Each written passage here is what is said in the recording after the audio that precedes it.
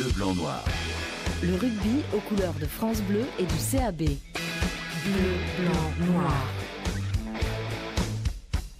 Dans Bleu Blanc Noir, ce soir, nous ne parlerons pas de sportifs, non, nous ne reviendrons pas sur le Brive Grenoble de samedi, nous évoquerons à peine le parcours du CABCL cette année, mais ce qui nous intéresse ce soir, ce sont les sujets extra-sportifs, du budget à la pelouse, en passant par l'organigramme du club et l'avenir du CABCL, tout ça c'est au programme de Bleu Blanc Noir, avec nos deux invités, Jean-Jacques Bertrand, le président du club, et Frédéric Soulier, le maire de Brive, nous sommes ensemble jusqu'à 20h. France Bleu Limousin, radio officielle du CAB. Bonsoir tout le monde, autour de la table donc monsieur le maire Frédéric Soulier qui a eu la gentillesse d'accepter notre invitation, bonsoir. Merci. Jean-Jacques Bertrand qui a aussi réussi à nous caser dans son agenda, merci beaucoup, Merci. bonsoir. Et puis notre partenaire La Montagne est présent aussi avec la présence de Benjamin Pommier, bonsoir. Bonsoir Marie, bonsoir à toutes et à tous. Bon déjà messieurs, avant d'être sérieux, pendant 1 heure d'émission, on va essayer. Pour l'instant, je voudrais vous demander rapidement comment vous êtes tombés dans le rugby les uns et les autres. Jean-Jacques Bertrand, on va commencer par vous. Moi, je suis né à Brive et j'ai habité au-dessus d'un international qui s'appelait Arcalis à l'époque et qui avait une épicerie à avenue Alsace-Lorraine. Donc j'avais 7-8 ans avec un certain nombre d'amis. C'était notre Dieu. Il nous envoyait des cartes postales chaque fois qu'il allait disputer un match international. Et après, j'ai suivi au lycée. J'étais capitaine d'équipe et champion d'académie avec Pierre Besson qui était venu à la maison. Voilà le rugby, je suis tombé dedans et je suis resté passionné tout le temps par Brive, même si j'ai quitté Brive après. Et vous y êtes revenu en tant que président du club. Voilà, il y a 5 ans. La boucle est bouclée, quelque Absolument. part. Frédéric Soulier, votre tour, le rugby. Écoutez, moi je l'ai jamais pratiqué, je l'ai toujours aimé. C'est une sorte de la composante de l'ADN de tout briviste et de tout corrézien. Moi, le rugby, chez moi, ça a eu plusieurs petits moments, petits flashs. D'abord, à l'époque où je ne fréquentais pas le stade, mais j'entendais cette humeur, ce sentiment des supporters monter, puisque mes parents habitaient un peu sur les hauteurs de Brive, donc on avait cet écho au sommet qui nous venait. Et puis voilà, très jeune, je dis mais qu'est-ce qui se passe en bas? Ça doit être un rassemblement, il faut aller voir. Donc c'est comme ça que, je pense, jeune, j'ai fait ce premier contact. Ensuite, ça a été un deuxième moment important de ma vie en 95 lorsque j'étais adjoint au sport. Là, ça a été une vraie découverte. Et là, j'ai pu voir l'évolution de l'amateurisme au professionnalisme. C'était il y a 20 ans. D'ailleurs, le budget du club, c'était 11 millions de francs. Aujourd'hui, c'est à peu près 14 millions d'euros, je crois, Monsieur le Président. Donc, vous voyez l'évolution. Absolument. Et sinon, voilà, on a cet ADN particulier. Et lorsqu'on est appelé aussi à voyager, c'est un peu le troisième temps qui a été le mien aussi durant ces dernières années, y compris à l'extérieur de la France. Voilà, ça c'est l'atome crochu et c'est la passion et c'est l'identité rugby de ce territoire qui fait finalement l'identité de la ville par excellence. En tant que maire, vous êtes souvent sur la commune, bien sûr. C'est un rendez-vous important d'être au stade le samedi, le dimanche. Oh, c'est the place to be, quoi. Et c'est aussi un moment passionnel. Je crois qu'on est tous passionnés. On a l'amour, non pas du maillot, en ce qui me concerne, puisque moi je ne l'ai pas porté, mais si, l'amour des couleurs. Et on a tellement besoin du CAB. CAB, c'est un baromètre moral pour une ville comme Brive. Et Dieu sait que c'est important lorsque le club gagne, et c'est important de conserver une équipe en top 14. Il y a 1001 raisons à cela, mais je pense qu'on va essayer peut-être de dérouler durant On y reviendra l'émission. exactement.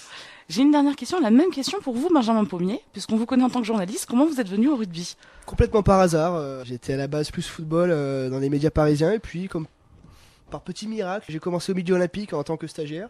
J'ai ensuite été envoyé spécial permanent à Clermont-Ferrand pour suivre l'ASM pour le Midi Olympique. Et je suis rentré en novembre 2011, journal de la montagne. Et progressivement, un petit peu d'ASM. Et puis du CAB maintenant, à présent, à 100%. Attention à ne pas trop flatter la SM du coup. Hein. C'est fini maintenant, cette époque est révolue. Il est noir et blanc. Ce soir sur France Bleu Limousin, CBBN, l'émission 100% CABCL. Bleu, blanc, noir. Le rugby aux couleurs de France Bleu et du CAB. Dans Bleu Blanc Noir ce soir, Frédéric Soulier est avec nous et Jean-Jacques Bertrand aussi. Nous allons rentrer dans le vif du sujet tout de suite avec la situation du club. J'entends la situation financière aujourd'hui. On évoquait à l'instant avec monsieur le maire un chiffre de 14 millions d'euros. Où en est le budget pour cette saison en cours, monsieur le président? On est dans une situation qui est tout à fait correcte et donc je pense qu'on terminera très bien comme on l'a fait l'an dernier. Donc ça fait au cours des années un effort considérable a été fait en matière de gestion avec bien sûr le directeur général Jean-Pierre Bourliato et tous ses collaborateurs autour, Dominique Anthony et toute une équipe, si vous voulez, qui travaille de façon très liée et très cohérente. Et donc, ça permet, si vous voulez, de respirer. Alors, le problème qui se pose, si on arrive, bien sûr, à se maintenir, ce que je crois fortement, en top 14, comme le disait monsieur le maire, ce qu'on a, c'est qu'on a pris des joueurs, si vous voulez, à un certain moment, qui étaient en mal de jeu dans certains clubs, et qui, aujourd'hui, ayant monté, l'exemple le plus frappant est évidemment Germain, le budget augmente, les aspirations et surtout les convoitises de nos concurrents qui veulent. Donc voilà, c'est le problème. Et donc il faut raisonner, si vous voulez, non seulement sur l'année, mais aussi sur le moyen terme, quoi. Et c'est ce qu'on peut commencer à arriver à faire parce qu'on n'est pas dans une situation aussi difficile qu'elle l'était il y a 4 ans ou 5 ans. 14 millions d'euros, c'est à peu près le budget là? Oui, c'est légèrement en dessous. Voilà, et on pense progresser l'an prochain. De quelle valeur? Il faudrait qu'on arrive autour de, je ne vais pas dire des chiffres précis, mais entre 14 et demi et 15. Donc ça va dépendre, bien entendu, des droits télévisés aujourd'hui, donc ils vont être en augmentation, ce qui est une chose tout à fait intéressante. Et puis de la volonté de nos partenaires, le principal étant les collectivités, donc avec l'ensemble de la mairie, bien entendu, qui est le plus important, le conseil général et puis la région. Donc ça, c'est important. Et puis nos clubs de partenaires, dont j'espère qu'ils seront motivés pour aider le club à progresser, parce qu'on voit bien que le rugby, les charges augmentent au fur et à mesure des années. Bon, on va commencer dans l'ordre, parce que ce sont plein de sujets que vous venez d'aborder, que j'aimerais évoquer avec vous deux. Oui. Déjà, les droits télé, est-ce qu'on a une idée de l'enveloppe pour la saison prochaine? On sait que ça vient juste d'être décidé, Canal+. On sait aujourd'hui, si vous voulez, que ça sera 74 millions au lieu d'être 71 initialement, Mais pour et les que clubs, derrière, il reste à négocier la Pro D2. Et donc cette négociation va se faire d'ici à la fin mars. Et donc, à savoir combien, on ne peut pas aujourd'hui voir le chiffre final. Et ce chiffre final sera réparti à raison de 60% pour le top 14, 40% pour la Pro D2. Alors après, il faut faire des divisions. Est-ce qu'ils en parlaient l'année dernière quand ils avaient un petit peu fait passer leur New Deal? La place compte, c'est-à-dire si on est 9e, on touchera plus Absolument. de sous si on est 10e. Voilà, exactement. Il y a des incitations, si vous voulez, économiques sur le stade, la tenue du stade, un certain nombre d'exigences qui seront relevées, qui donnent lieu à effectivement des incitations sur le plan sportif, le classement, etc. Vous parliez des collectivités, ensuite, on va y venir.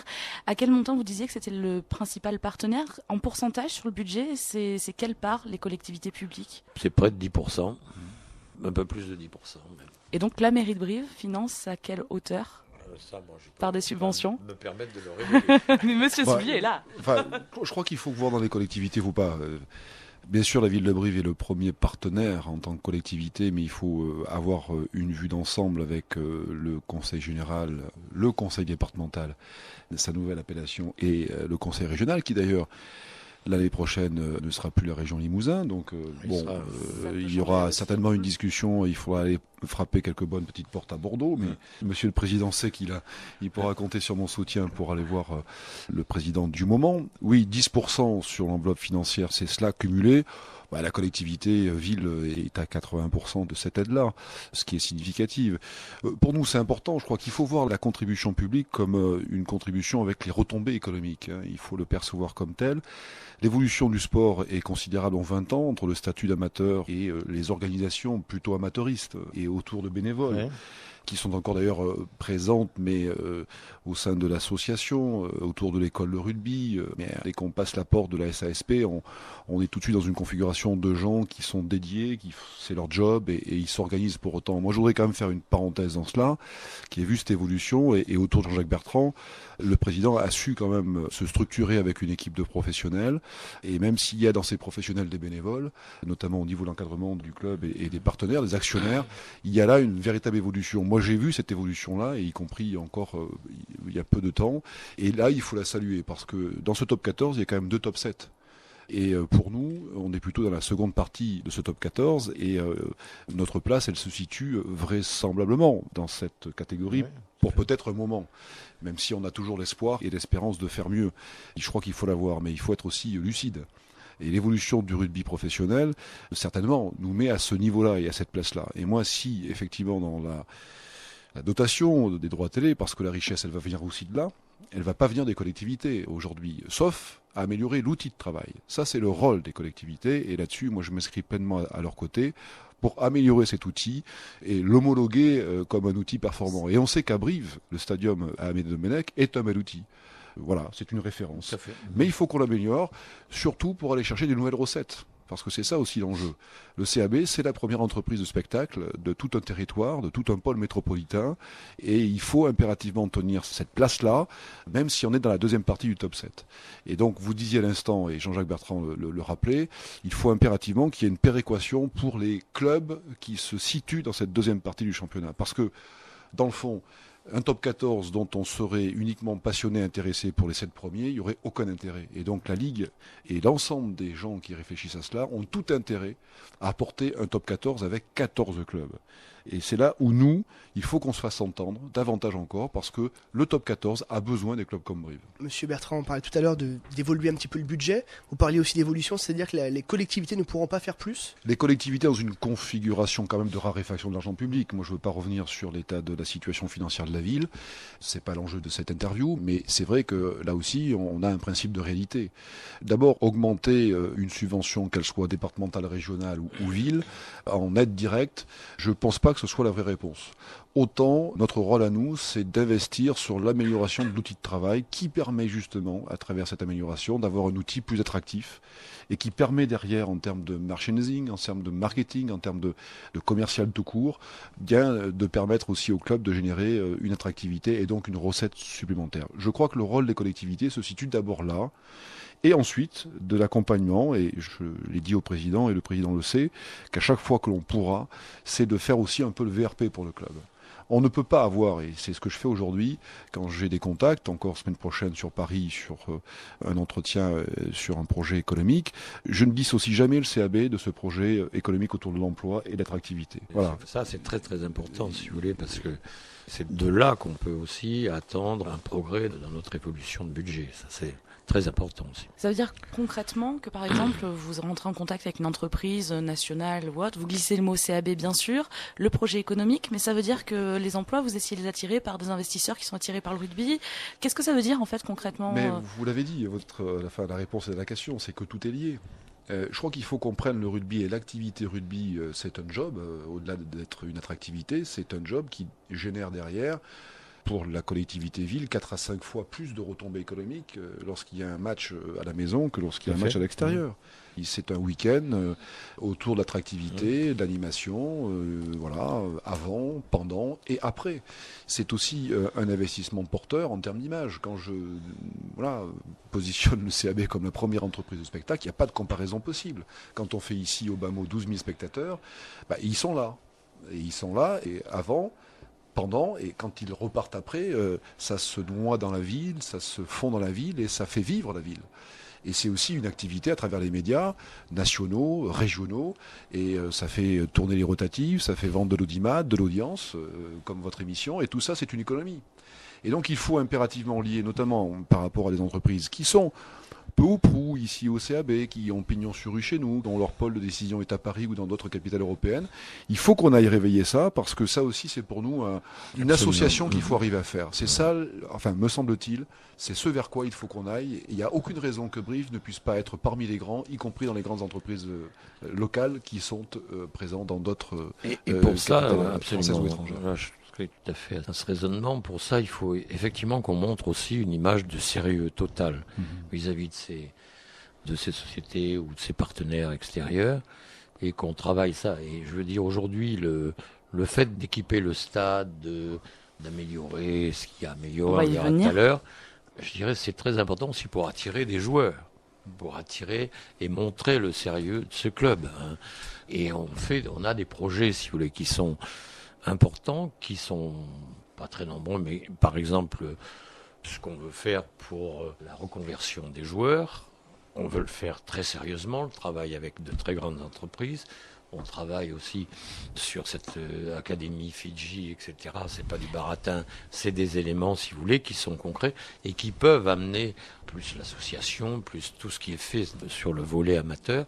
C'est très très important pour l'ensemble du club. Moi, je crois que c'est ce qui m'a guidé. Moi, si vous voulez, j'avais envie de revenir dans ma ville natale pourrait faire quelque chose. J'ai pas pu y construire d'usine quand j'étais dans l'industrie, mais je crois que c'est ce volet économique, ce volet social, je dirais, qui est extrêmement important pour nous, plus évidemment l'école de rugby, tout ça. On va revenir sur tous ces sujets. Je voudrais poser d'abord une dernière question au maire.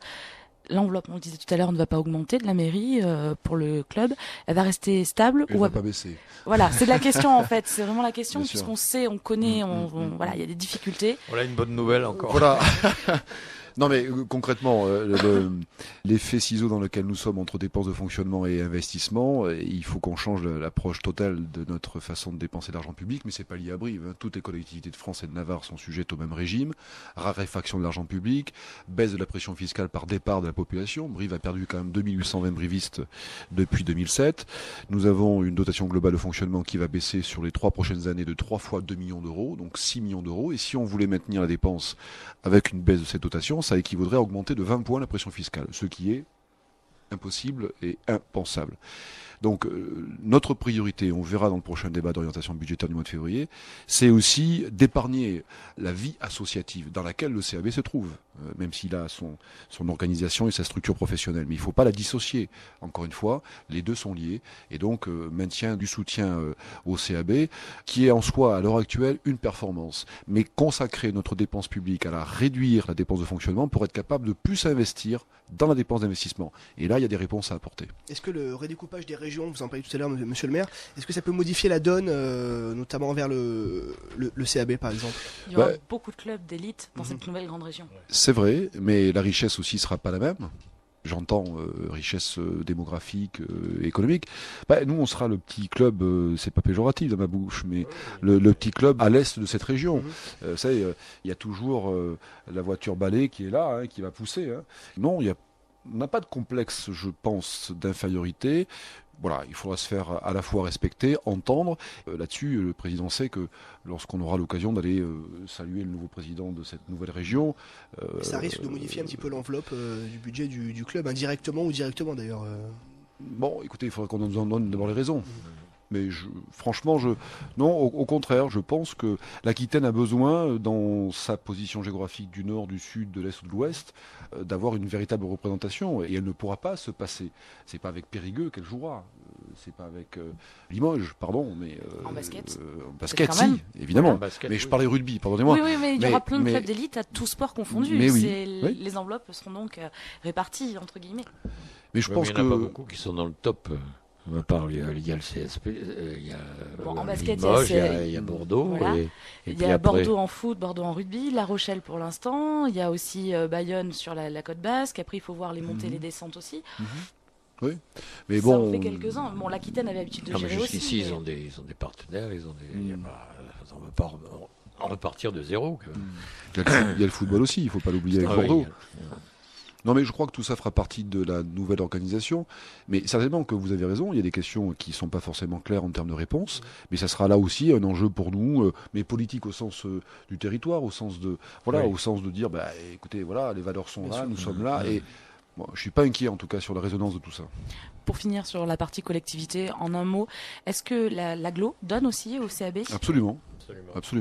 Elle a une prestation de service, alors que c'est pas une des compétences sport. L'AGLO n'a pas ce type de compétences, mais en tout cas, mon prédécesseur l'avait décidé, moi je le continue, parce que c'est à raison et parce que le CAB, c'est bien plus que la ville de Brive, c'est aussi un territoire qui va d'ailleurs bien au-delà que la simple agglomération de Brive, où je crois plutôt que son influence.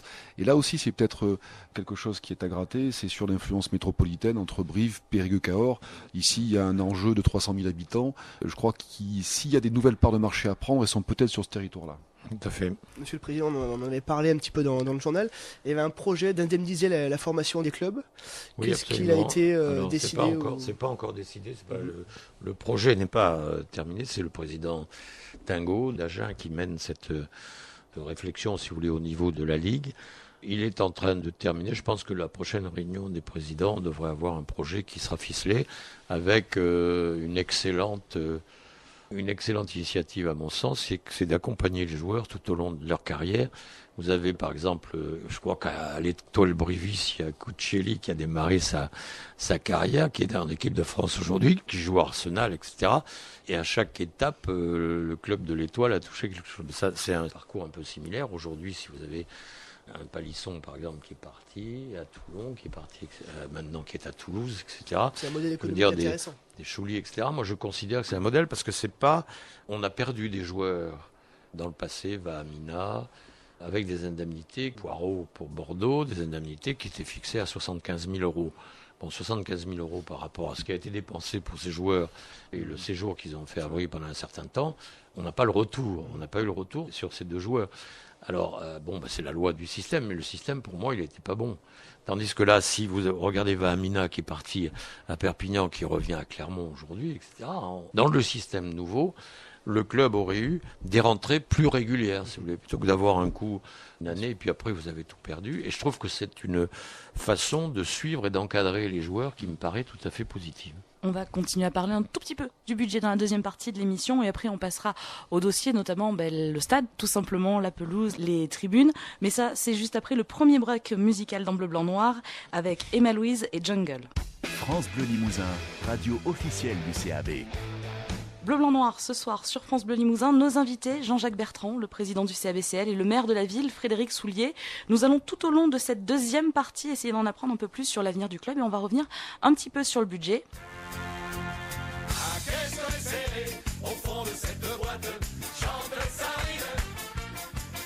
En fait, on va commencer par une première question sardine. Le jingle est parti à l'instant.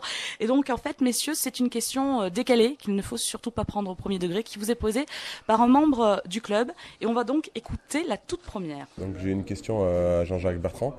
Voilà, des fois, c'est vrai que quand on se déplace, on a souvent eu mal à la tête certains soirs. Je pense au match à Bayonne, au match à Lyon. Et je voulais savoir quelle pouvait être la prescription d'un spécialiste du médicament. C'est Goudillon.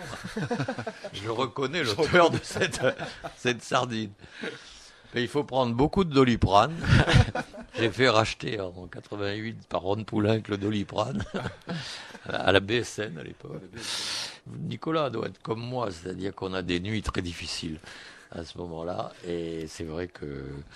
Donc effectivement, le Doliprane me paraît l'excellente médication à cet effet. Alors s'il vous pose cette question, on va rappeler votre rôle au sein du groupe Fabre. Vous êtes président du conseil d'administration. C'est ça, oui.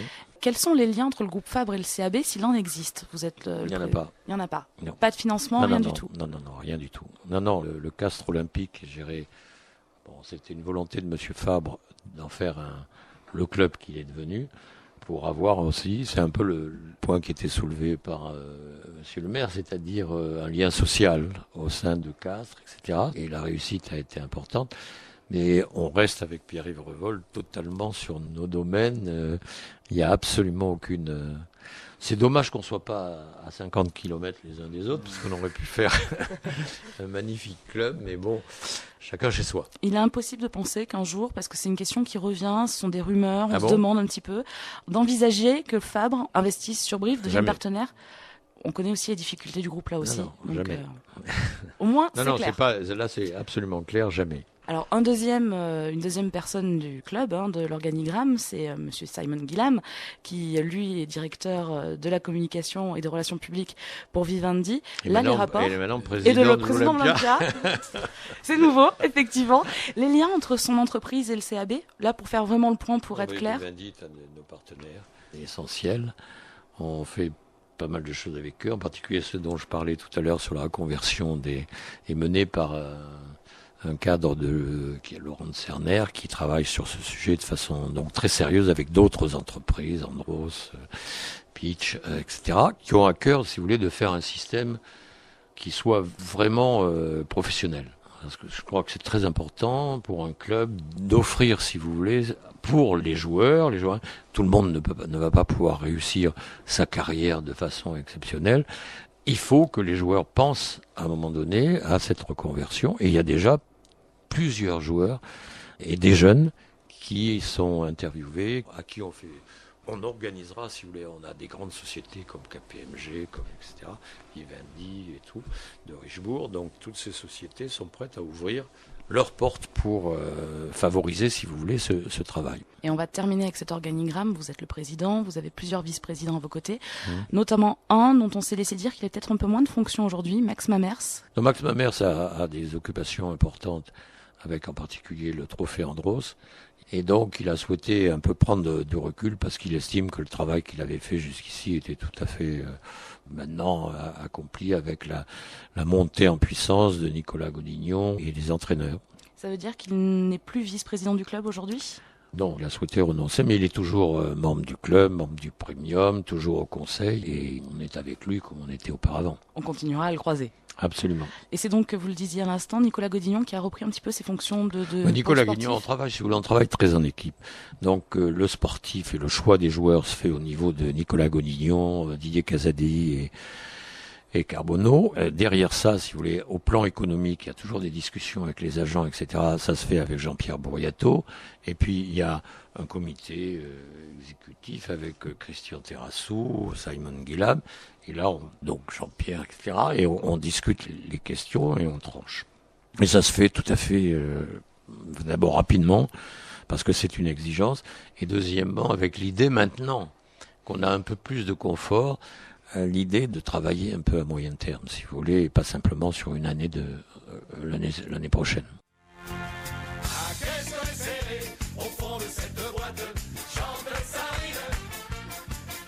Une deuxième question sardine, on va les enchaîner un petit peu ce soir.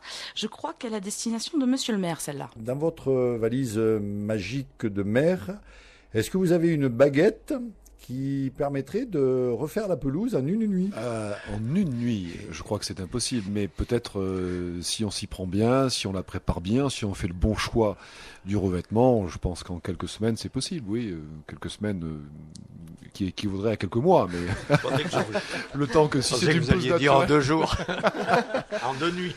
Mais voilà, pour la question sardine, oui. Pas en une nuit. Non, mais elle a changé certainement. Où en est le dossier, tout simplement? Écoutez, moi je vais vous répondre très simplement. Bon, on travaille là aussi en étroite relation avec le club. D'abord parce qu'il faut la caler en termes de saisonnalité. Il ne faut pas qu'on se trompe. En clair, il faut aussi travailler avec la Ligue sur la préparation des matchs de sortie et d'entrée. Il faut nous laisser une période la plus propice pour que tout ça se passe bien. Ensuite, il y a le choix du revêtement. Il y a des déplacements qui sont prévus pour prendre la bonne optimisation entre un terrain synthétique, semi-synthétique, naturel, tout ça. Le chauffage, pas le chauffage, la couverture, pas la couverture. Il y a plusieurs options. C'est comme l'achat d'une belle voiture. On y réfléchit à plusieurs et on voit quel est le bon choix. En tout état de cause, cette pelouse 1957, vous voyez, donc elle a quelques années, elle est encore, voilà, moi je suis quand même assez agréablement surpris de voir la qualité encore dans cette saison. Il y a des petites passes quand même qui sont quand même, en termes d'infiltration d'eau, tout ça est bien naturel, mais le choix est fait, c'est que il faudrait que nous soyons capables d'avoir pour la saison 2016 quelque chose de très opérationnel et c'est ce qu'on a prévu et calé dans notre budget. L'investissement est conséquent, hein, on est sur une enveloppe globale d'1 million d'euros, ce qui n'est pas neutre, mais là, c'est un investissement nécessaire, au même titre d'ailleurs que l'éclairage. Vous parlez de revêtement, quel sera-t-il si vous parlez de terrain semi-synthétique, ce qui serait une première en top 14? Il faut faire les études. Je crois que voilà, toutes les options sont devant nous, il faut qu'on prenne la bonne, avec ses incidences financières, hein, évidemment. À titre personnel, bien sûr, c'est pas moi qui vais jouer dessus, ni le président, mais l'option aussi des joueurs est importante. Hein. Absolument, faut parce qu'on voit ça. Il y a déjà des terrains synthétiques. Il y a un exemple en Angleterre qui est Saracens. Le stade du Racing, là, Lorenzetti, vise aussi à avoir une pelouse semi-synthétique, parce qu'aujourd'hui on se oriente vers ça. J'étais en rapport aussi avec Oyonnax. Oyonnax avait fait un choix, des appels d'offres, etc. Finalement, ils n'ont pas choisi.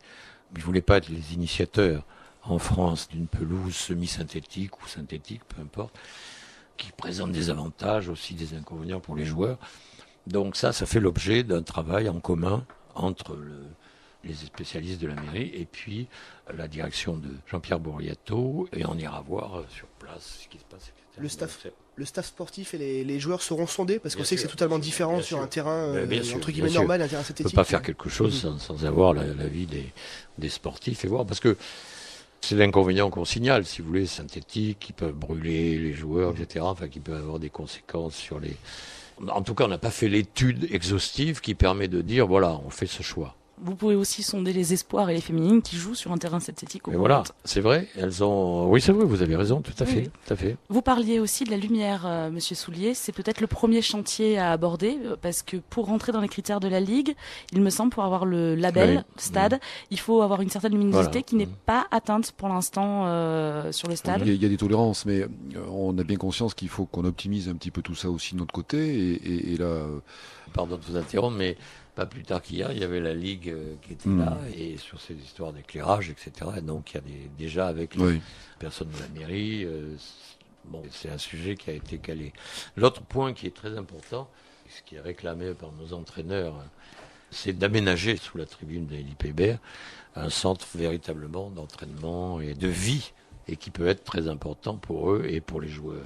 Donc, ça fait partie aussi des discussions, des investissements qui seront à consentir. Alors la pelouse à l'horizon 2016, ça voudrait dire à l'intersaison 2016, si je comprends bien. Avant. Avant Oui, enfin avant, pour qu'on démarre la saison 2016. En Oui. fait, hein. Donc c'est une saison, on se démarre en août. Mais, enfin, août, si on veut bien se caler, on peut décaler aussi les matchs. C'est-à-dire qu'il faut que, voilà, Ça a, on déjà démarre. ça a déjà été fait par le passé.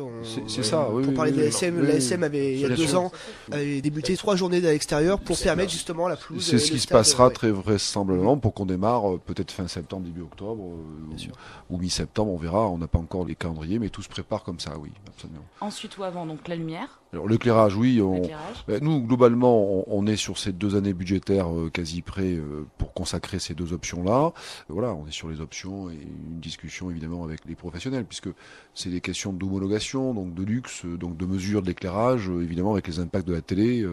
Qui, elles, deviennent de plus en plus exigeantes. Alors, comme elles donnent un peu plus de sous, on est bien obligé de, C'est difficile de leur dire non, concrètement. Parler de nouvelles pelouses, peut-être éclairage, peut-être la volonté aussi de construire un club pour les joueurs. Ça veut dire aussi que le club basculerait dans une dimension autre, dans un futur plus ou moins proche. L'envie Non, de... le tout, c'est de progresser, c'est de faire en sorte, si vous voulez, que le club suive la modernisation et l'évolution des... Effectivement, comme vous dites, les budgets sont plus importants. Il y a une partie qui est exigée par la Ligue pour, pas simplement pour augmenter les salaires, mais pour aussi travailler sur les équipements de chaque club. Et donc, il faut qu'on s'y conforme parce qu'en plus, il y a des incitations qui sont intéressantes au plan budgétaire.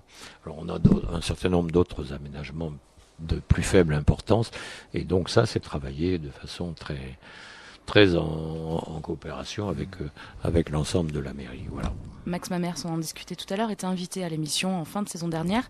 Et il parlait d'un agrandissement possible des tribunes. On parle de la tribune de l'Europe. Donc Ça fait là, partie des choses on remplit pas envisagées. encore le stade, si vous voulez. Non, mais c'est sûrement un projet, mais je dirais que c'est un peu plus. Il faut d'abord faire ce qui est en fait exigé par la Ligue et ce qui, si vous voulez, les problèmes de terrain ne posent pas encore d'énormes problèmes, mais ça finira par arriver parce que il faut anticiper là-dessus.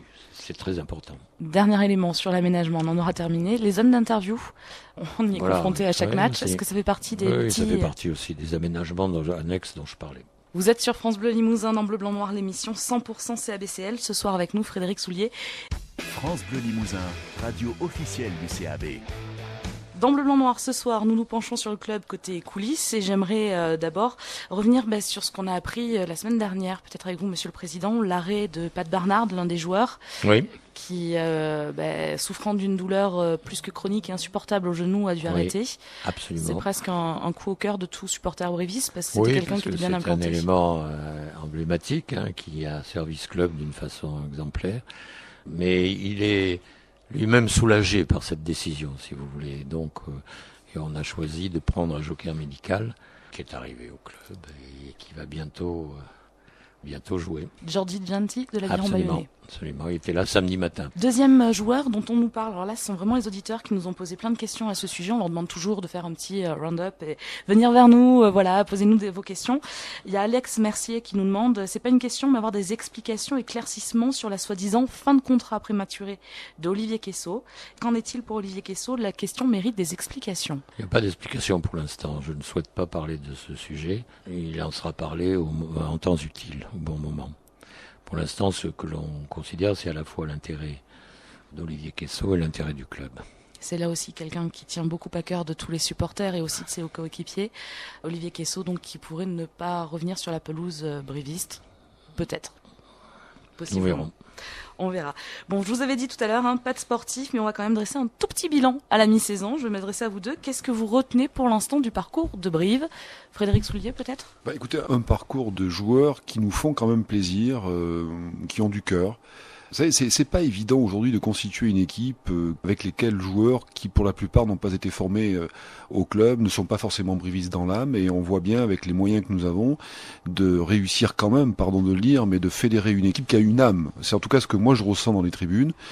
Et ça n'a pas toujours été le cas par le passé. Et là, voilà, c'est sans doute le travail de fond qui est mené par le staff et le management du staff. Donc, je crois que c'est pas inintéressant qu'on relève cette image, en tout cas qui pour moi est forte.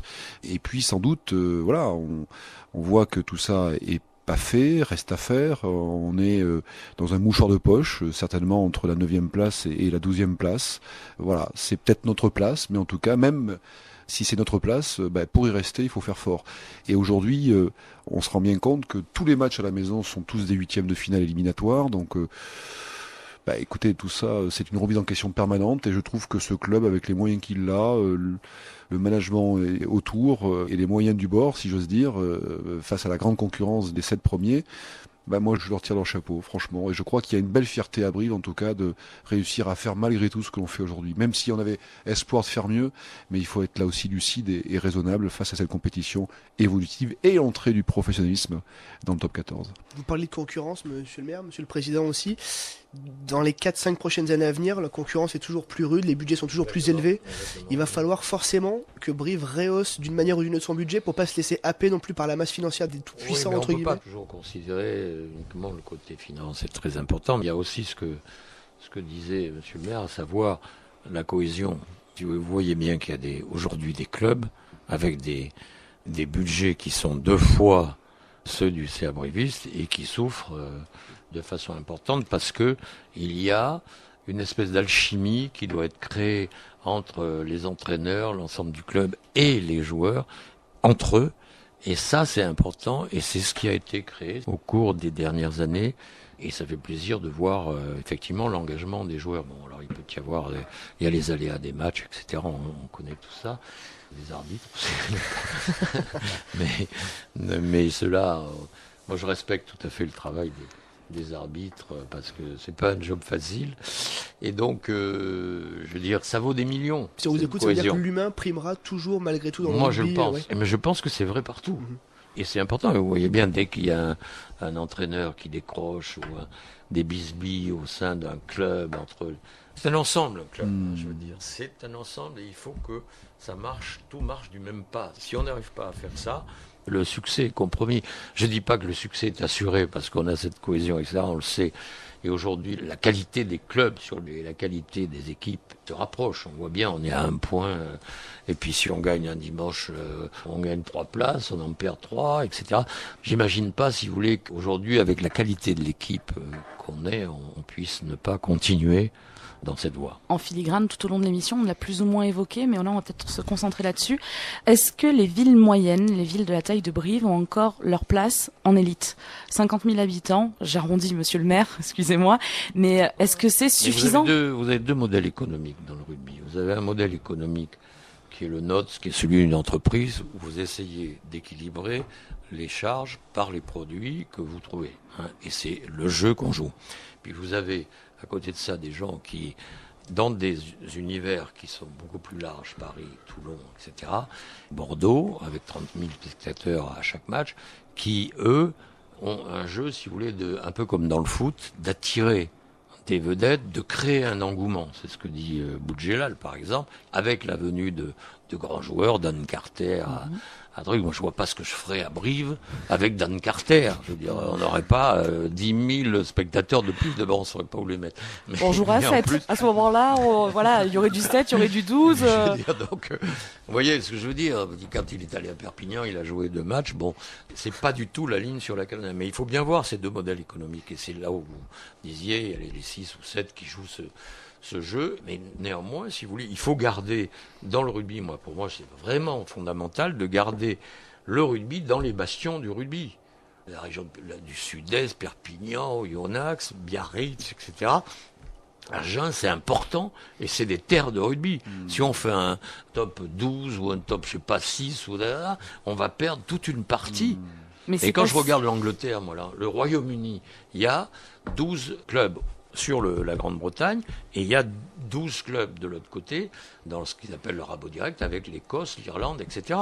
Ça fait 24 clubs. Vous enlevez 2 clubs italiens, il y en a 22 pour couvrir la Grande-Bretagne qui a le même nombre d'habitants que la France. Je veux dire, alors réduire la voilure, je veux dire, ça, pour moi, ça n'a pas d'intérêt. En plus, ça nous enlèverait des recettes, etc. Donc, je veux dire, et puis, ça deviendrait beaucoup plus dur. Donc, c'est pas étonnant que moi, je défende, en tant que président, je défende un top 16 pour rester en plus en top 14. Mais je veux dire, le reste me paraît suicidaire. Mais c'est pas ce vers quoi on s'oriente, parce qu'on voit la montée et la progression de 2 clubs à Paris aujourd'hui, Lille qui est en Fédéral 1 et voilà, Massy, j'en passe, c'est des meilleurs, le nord de la Loire, oui, mais ça c'est se pas développe. Lille, Massy qui vont faire non, mais Nantes, à terme, Lyon qui n'est pas français, forcément un bastion, qui en est un, mais pas forcément avec une mais identité Lyon, aussi marquée que le il y avait quand même Sud-Ouest. la région. Il y a la Bourgoin région qui est pas loin, il y a des tout à fait. amateurs. Hein, donc, mais voilà, on s'oriente pas forcément vers ce rugby de terroir. Si, il y a une partie, si vous voulez. Je veux dire, il y aura 2 mondes dans le rugby, mais les 2 peuvent coexister. Et à mon avis, vous n'allez pas voir uniquement 4 matchs du Racing contre Toulon dans l'année, etc. Ben, je veux dire, Barcelone, Real Madrid, je pense que les Espagnols, ils doivent en avoir ras-le-bol de voir toujours les mêmes. Mais enfin, bref, c'est mon opinion. Pour revenir là-dessus, le projet à moyen long terme, est-ce qu'on pourrait envisager que Brive intègre ce fameux top 6, vise les places qualificatives pour la Coupe d'Europe, aille jouer peut-être un petit peu les chiens fous parmi les grands clubs? Pour l'instant, je veux dire, on n'est pas rêvé de ça, si vous voulez. Ce qu'il faut, c'est... Mais je veux dire, l'an dernier, si vous regardez, si on n'avait pas perdu les 2 matchs contre Biarritz, on était à la place de Castres, qui arrivait en finale. Donc, c'est pas totalement irréaliste. Maintenant, c'est pas le problème dont on souffre par l'absence de financement par rapport à ces autres équipes, c'est qu'ils ont 2 équipes, voire 3. Et donc, c'est là où nous, si on a des blessés, on peut souffrir en fin de parcours. Nous approchons la fin de l'émission sur France Bleu Limousin. Ça va être tout simplement l'heure des cartons, comme tous les lundis soirs dans Bleu Blanc Noir. France Bleu Limousin, radio officielle du CAB. Le ballon de l'émission il y a 2 semaines a été remporté par Marie Roussy. Pour celui qui va être signé ce soir par nos invités, eh bien ils vont sélectionner la question auditeur qu'ils ont préférée, trouver la plus intéressante. Et donc l'auteur de cette question, je vous le donnerai le vainqueur lors du prochain BBN, ce sera dans 2 semaines. C'est l'heure des cartons. Benjamin, je me tourne vers vous, un carton blanc, un carton noir. Un carton blanc au jeune briviste Fabien Sanconi, qui a participé à la campagne européenne, qui a été sélectionné avec l'équipe de France des moins de 20 ans pour participer à la première rencontre contre l'Écosse samedi 7 février. Donc voilà, c'était un petit clin d'œil. Effectivement, ses performances ont été intéressantes avec le groupe pro. Nicolas Godinois et le staff ont souligné ses prestations et le staff du 15 de France l'a sélectionné. Donc c'est une très bonne chose pour la formation briviste dans son ensemble d'avoir un représentant en équipe de France. Et un petit carton noir en collaboration, je me tourne vers vous, monsieur le maire, avec un certain Philou du Paris, qui aurait bien aimé que l'émission se passe dans ses locaux. Donc voilà, c'était un carton noir. On l'embrasse. Un petit peu la parole de... On l'embrasse. Merci Philou. Carton blanc, carton noir. Non, moi, le carton blanc, écoutez, moi j'ai envie de dire à ce club qu'on l'aime passionnément, quoi. On a besoin de lui, c'est vital pour l'équilibre, voilà, c'est un baromètre du moral, c'est bien des choses. On sous-estime parfois l'influence sentimentale, morale, sociétale que ce club peut avoir sur cette ville. Mais ne restons pas brivo-brivistes, hein. Pensons à ce territoire des 20 prochaines années. C'est vraiment notre terrain de jeu, Brive, Périgueux, Cahors, 300 000 habitants, c'est ça l'influence, et c'est ça ce pôle à l'est de cette grande région aquitaine qu'il nous faut construire. Et il se construira pas sans Brive, et encore moins sans une équipe de rugby en top 14. Tout simplement, je vais rebondir là-dessus, ça veut dire qu'au niveau du club, Monsieur Bertrand, vous êtes prêt à élargir la formation, aller voir dans ces clubs-là, on parle de ce triangle, Périgueux, Brive, Cahors, avoir des liens forts avec ces clubs-là? Oui, tout à fait, c'est une bonne direction, et c'est heureux que le choix de la région ait poussé vers l'Aquitaine plutôt que vers le nord. Le carton noir. Moi, l'idée du carton noir, c'est plutôt ce sport Afrique, quoi, qui commence vraiment à nous polluer la vie et à rendre la vie des clubs qui se battent comme le rugby avec ses moyens aujourd'hui. Et je trouve qu'il y a quelque chose que j'ai du mal un peu à accepter aujourd'hui, ce sport Afrique. Et vous voyez, le Qatar, avec beaucoup d'argent, imagine une équipe cosmopolite et se retrouve en finale. Tant mieux pour le Qatar, mais le sport spectacle, le sport Afrique, Attention danger. Avec en plus les difficultés d'organisation d'une Coupe du Monde de football en plein Bien été sûr, au oui. Qatar. Et quand on sait dans quelles conditions ça s'est passé, sous les influences de l'argent, encore une fois. Et vous voyez, comme quoi le rugby, ça doit être tout sauf ça, quoi. Voilà. Si nous, on est les murs porteurs de cette image-là, Brive, c'est aussi cette fierté du territoire et du terroir. Et le top 14 ne peut pas se passer de clubs comme Brive. Donc il faut aussi que nos dirigeants à la Ligue, voilà, prennent le bon ton, quoi. Attention à cette évolution du rugby spectacle, au rugby aujourd'hui qui fait 30 ou 40 millions d'euros de chiffre d'affaires de budget par rapport au nôtre, 2 fois et demi, 3 fois parfois supérieur au nôtre. Attention, il y a peut-être là aussi quelques sonnettes d'alarme à tirer et quelques bienveillances à avoir. Et Brive est peut-être aussi un phare pour ça. Carton blanc, carton noir du président. Oui, alors le carton blanc, je ne vais pas le donner aux sportifs, parce qu'on parle toujours des sportifs. Je voudrais donner ce carton blanc à l'ensemble de l'équipe autour de Jean-Pierre Bourriato, tous ceux qui animent, qui gèrent le club, qui sont beaucoup plus anonymes que évidemment les sportifs, et puis l'association aussi, parce que je pense que tout ce qui est fait là par des gens qui sont bénévoles et qui sont, genre, je voudrais leur rendre hommage globalement, si vous voulez, parce que je crois que il y a des gens qui se consacrent à ça par l'amour du club, et ceux-là, je les admire beaucoup et je les remercie. Carton noir, c'est les présidents qui plaident pour un top 16. Et dans celui de Clermont qui me casse les pieds, voilà. Ça c'est fait. Ça c'est dit. Bon, je me colle au carton blanc et carton noir. Écoutez, le carton noir déjà. Je vais revenir sur un tout petit incident qui s'était déroulé lors du match contre Bayonne en tout début d'année. Il y a eu un petit fumigène dans le stade. Il y a aussi eu quelques pétards. Des événements qu'on n'avait pas vus depuis quelques années, s'il y avait eu un précédent. Voilà. Et un petit rappel à l'ordre de Jean-Pierre Bourliato là-dessus. Donc voilà, soyez prudents si vous amenez de telles choses au stade, parce que c'est pas seulement le public qui peut être sanctionné, c'est aussi le club, et ça peut coûter cher financièrement et votre place au stade, donc c'est pas forcément ce qu'il faut faire. Et le carton blanc, eh bien je cherche. J'étais préparée, mais j'ai complètement oublié. C'est la victoire de Brive, la victoire de Brive ce week-end, voilà, exactement, je la cherchais. Merci messieurs, autour de la table, on avait Frédéric Soulier avec nous, on avait Jean-Jacques Bertrand avec nous, merci beaucoup d'être venus et nous avoir fait une petite place dans vos agendas respectifs. Benjamin Pommier, merci aussi. Pierre Rousseau à la technique, toujours présent. Merci à vous de nous avoir suivis. Le prochain rendez-vous sport sur France Bleu Limousin, eh bien, c'est assez rapide puisque c'est tout de suite, c'est du basket. Ce soir, le CSP joue contre Villeurbanne à 20h30 et vous retrouvez Jérôme Osterman dans un instant. Mais avant cela, on va s'écouter un dernier morceau. Bonne soirée sur France Bleu Limousin. France Bleu Limousin, radio officielle du CAB. Et Jean-Jacques Bertrand, le président du club. France Bleu.